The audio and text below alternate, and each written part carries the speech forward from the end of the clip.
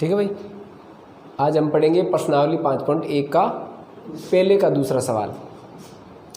किसी बेलन यानी सिलेंडर में उपस्थित हवा की मात्रा जबकि वायु निकालने वाला जो पंप है प्रत्येक बार बेलन के शेष हवा का 1/4 भाग बार निकालता है, मतलब निकाल देता है।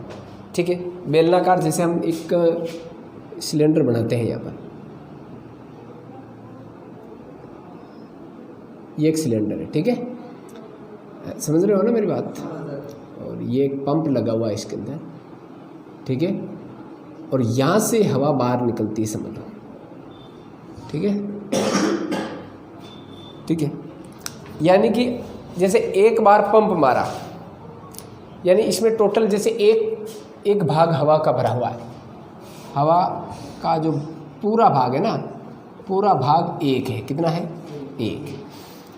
एक भाग में से एक बार पंप मारने पर 1/4 भाग, मतलब ये क्या कह रहा है, देखो ध्यान से देखो, वायु निकालने वाला पंप प्रत्येक बार बेलन की शेष हवा का 1/4 भाग बाहर निकाल देता है, जो भी हवा इसके अंदर है। अभी स्टार्टिंग में जैसे एक पूरा भाग 1 है, इसमें से कितना निकाल रहा वो?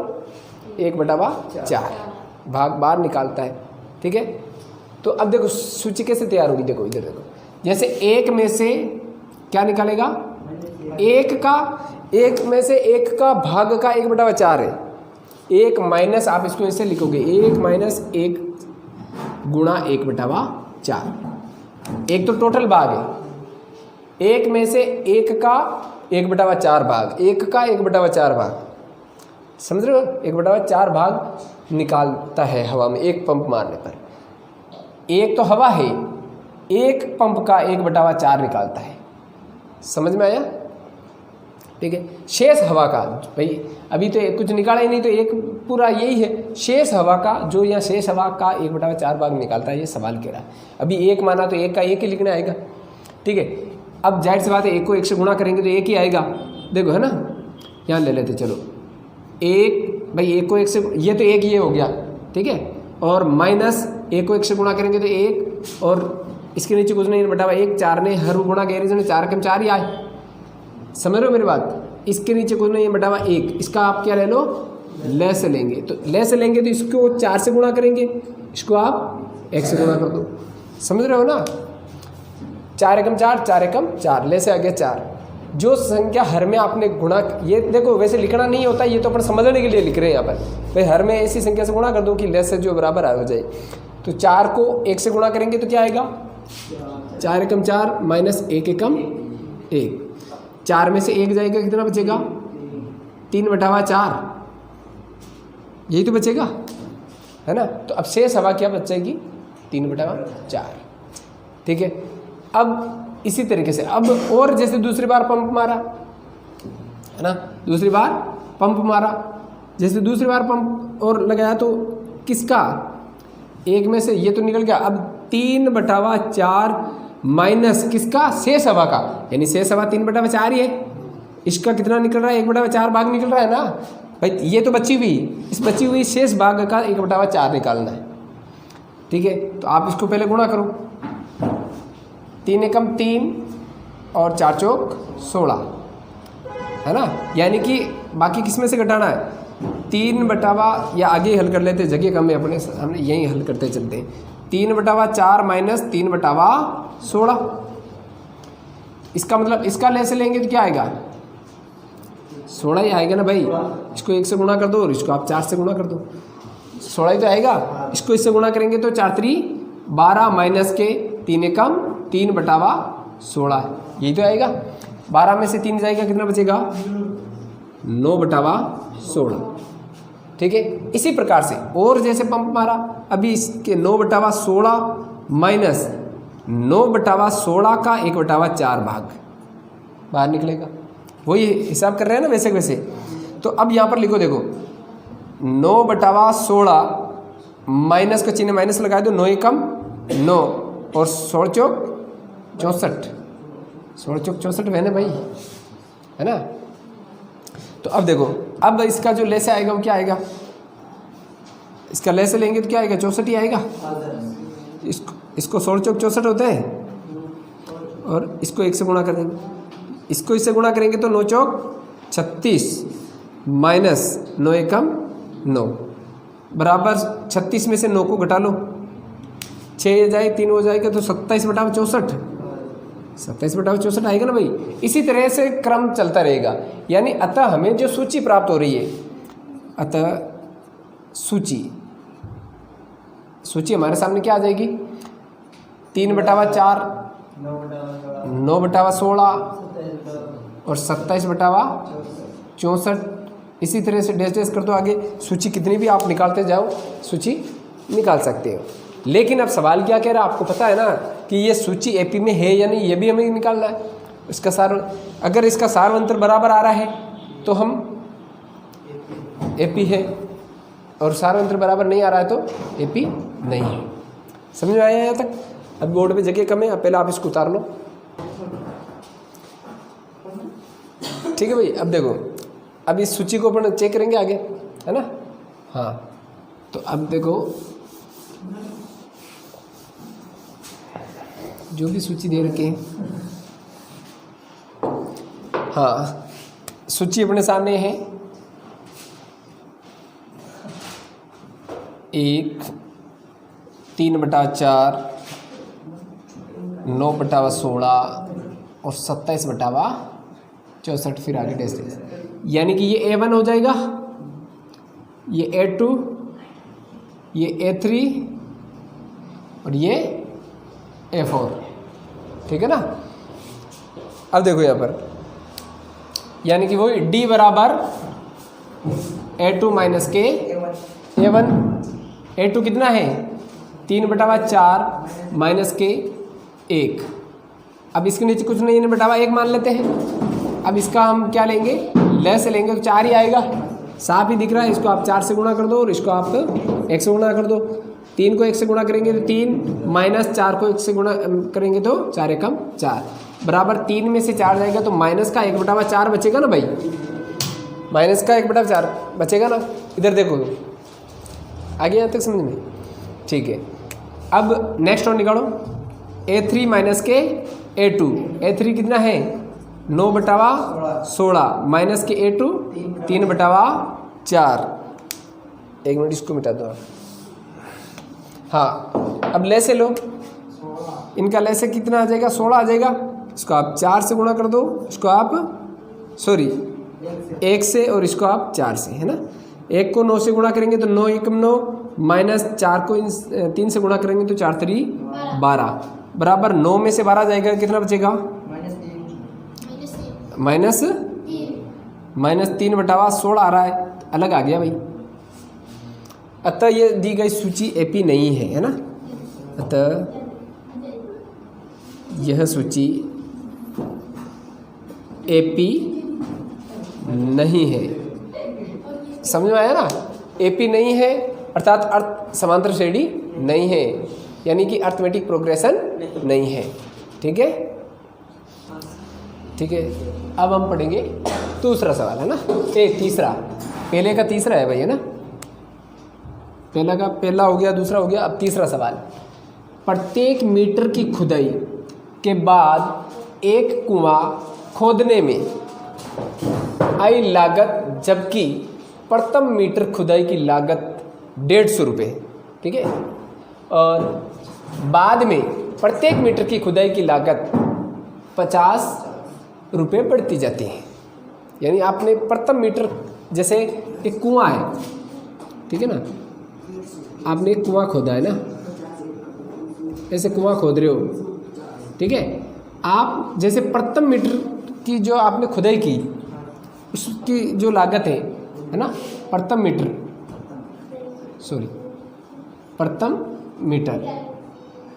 खुदाई की लागत है ना, की लागत 150 रुपये है। समझ रहे हो ना।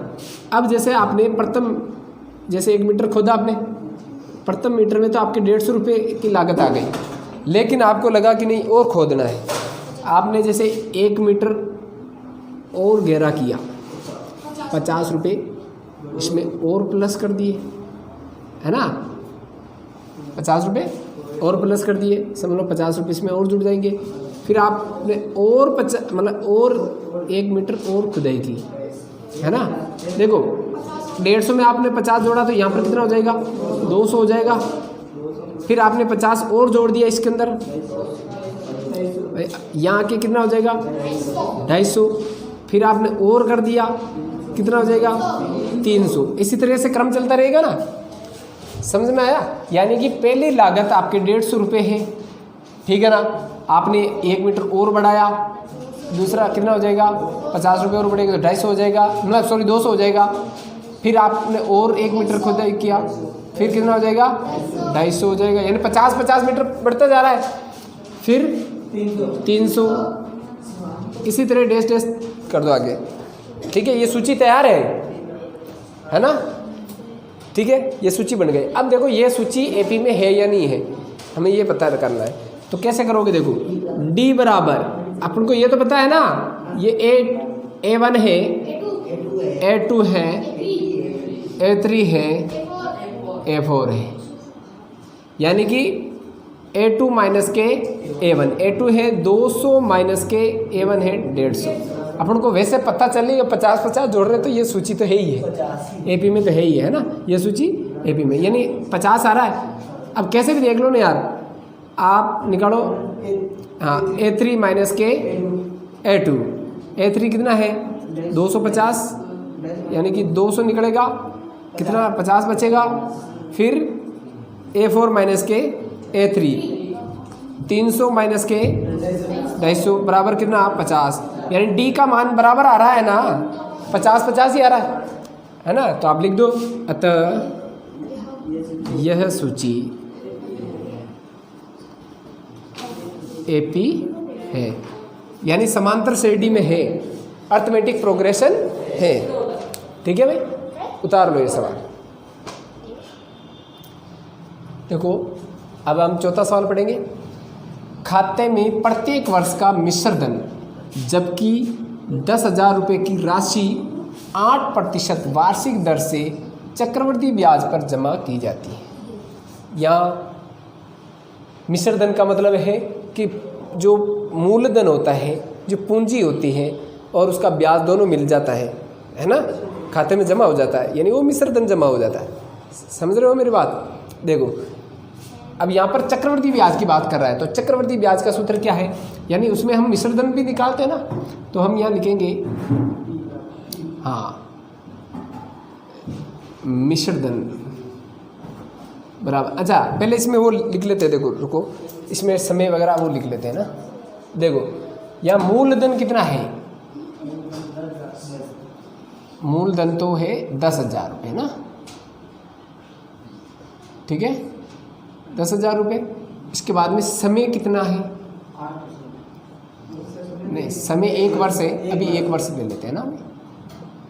और दर कितना लगा रहा है, वार्षिक दर 8% लगा रहा है, ठीक है।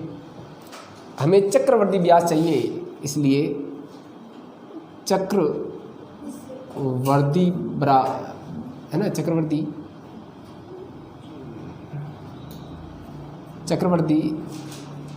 ब्याज बराबर, सूत्र है चक्रवृद्धि ब्याज का, मूलधन है ना,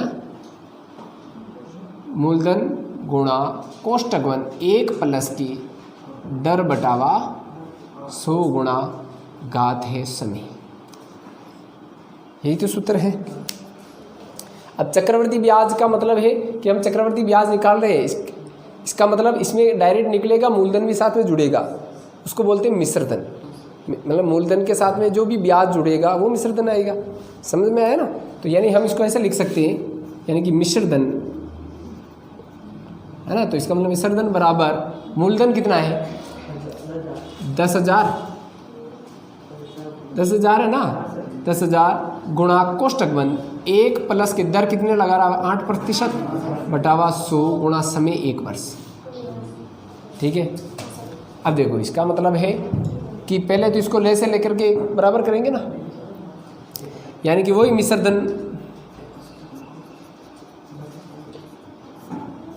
बराबर 10,000 गुणा कोष्टक 1।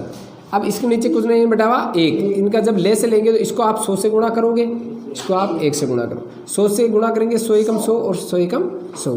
100 को अंश से गुणा करेंगे तो 100 आएगा ना, प्लस 1 को 8 से गुणा करेंगे तो 8 और समय है 1 वर्ष। ठीक है, यानी कि ये हो जाएगा, देखो मिश्र धन बराबर 10,000 गुणा जुड़ जाएगा कितना। अब कोष्टक हटा लो, देखो 100 और 8 108 हो जाएंगे। आप इसको डायरेक्ट ही कोष्टक हटा लो। 108 बटावा में क्या लिखोगे 100, 2 जीरो से आप 2 जीरो कैंसिल कर देंगे। अब यहाँ पर कितना बचेगा 100 बचेगा। 100 को 108 से गुणा कर लो, है ना।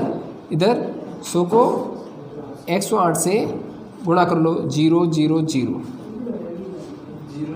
हाँ फिर 0 0 0, 1 8 0 1, यानी ये हो जाएगा 0 0 8 0 1, 10,800। यानी कि मिश्र धन अपने सामने क्या निकल के आ रहा है, बराबर 10,800। यानी कि इसके पूंजी कितनी थी 10,000। इसका मतलब ब्याज कितना हो गया, हाँ, यानी ब्याज को अलग कर लो। इस हिसाब से ब्याज कितना हो रहा है, ब्याज बराबर 800 रुपये हुए ना भाई, है ना, ब्याज 800 रुपये हुए। अब इसी तरह से अगर 1 वर्ष का ब्याज 800 रुपये होता है तो जोड़ते जाओ। जैसे 1 वर्ष का देखो, सबसे पहले तो 10,000 था, पूंजी तो 10,000 ही था।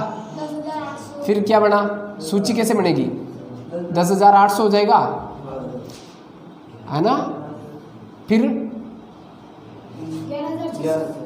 11,600, 800 जोड़ते जाओ, फिर 12,400, डैश डैश कर दो भाई, जितनी भी सूची हो।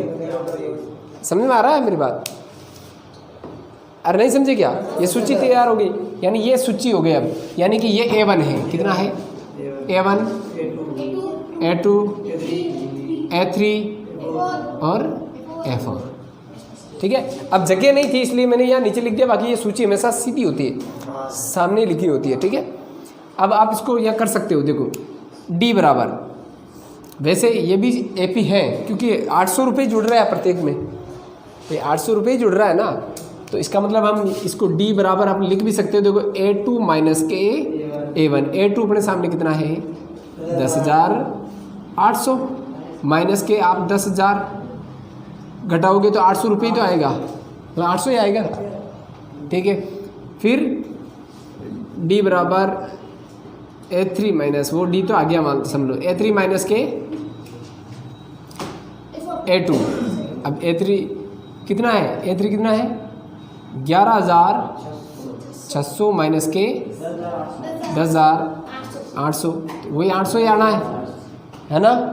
फिर A4 माइनस के A3, A4 कितना है 12,400 माइनस के 11,600 बराबर 800 ही आना है।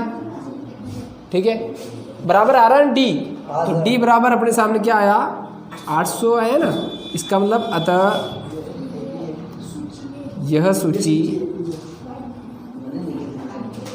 AP में, मतलब AP है, यानी अर्थमेटिक प्रोग्रेशन है, अर्थात समांतर श्रेणी है। उतार लो। ठीक है, मिलते हैं नेक्स्ट वीडियो में।